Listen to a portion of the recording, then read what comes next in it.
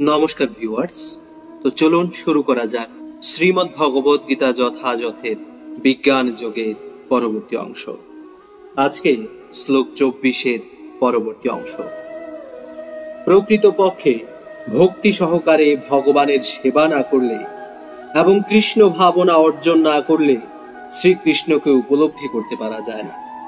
শ্রীমদ্ ভাগবতে এই কথা প্রতিপন্ন করে বলা হয়েছে, अथापि ते देव पदाम्बुजदय प्रसाद लेशानुगृहीत एव हि जानाति तत्तं भगवन् महिम्नो न चान्न एकहपि चिरं विचिन्न।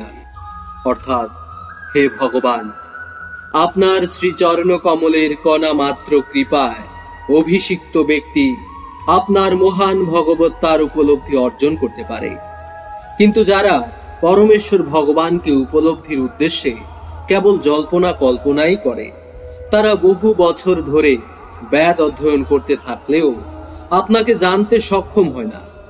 কেবলমাত্র জল্পনা কল্পনা বা বৈদিক শাস্ত্রের আলোচনার মাধ্যমে পরমেশ্বর ভগবান শ্রীকৃষ্ণকে বা তার রূপ, গুণ বা নাম সম্বন্ধে জানতে পারা যায় না।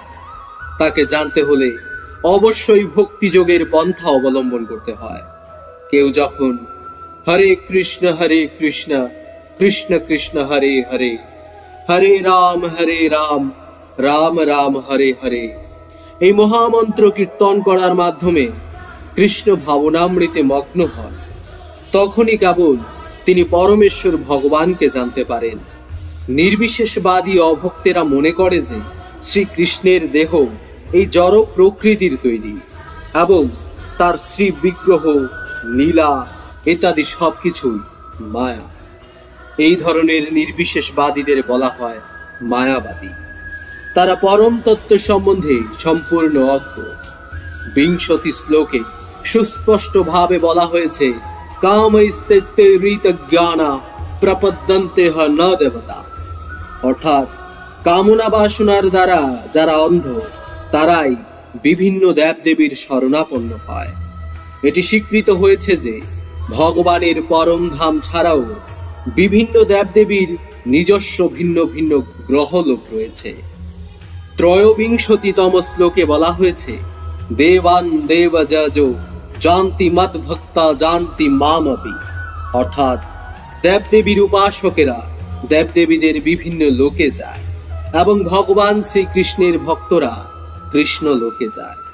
যদিও এই সব কিছুই স্পষ্টভাবে বর্ণনা করা হয়েছে, তবু মূঢ় নির্বিশেষবাদীরা ভগবানকে নিরাকার এবং তার সমস্ত রূপকে আরোপিত বলে দাবি করে। গীতা পড়ে কি মনে হয় যে বিভিন্ন দেবদেবী ও তাদের লোকগুলো নির্বিশেষ? এটি অত্যন্ত স্পষ্ট যে পরমেশ্বর ভগবান শ্রীকৃষ্ণ ও বিভিন্ন দেবদেবীরা কেউই নির্বিশেষ নন, তারা সকলেই সবিশেষ ব্যক্তি। শ্রীকৃষ্ণ স্বয়ং পরমেশ্বর ভগবান এবং তার স্বীয় ধাম আছে এবং দেবদেবীদেরও নিজস্ব গ্রহলোক আছে। তাই পরম তত্ত্ব নিরাকার এবং তার রূপ আরোপিত মাত্র। অদ্বৈতবাদীদের এই মতবাদ সত্য বলে প্রমাণিত নয়।